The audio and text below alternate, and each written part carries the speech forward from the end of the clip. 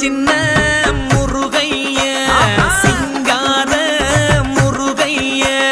சின்ன சின்ன முருகைய சிங்கார முருகைய கொஞ்சி கொஞ்சி தமிழ் பேசும் செந்தில் வடிவேலனவ கொஞ்சி கொஞ்சி தமிழ் பேசும் செந்தில் வடிவேலனவ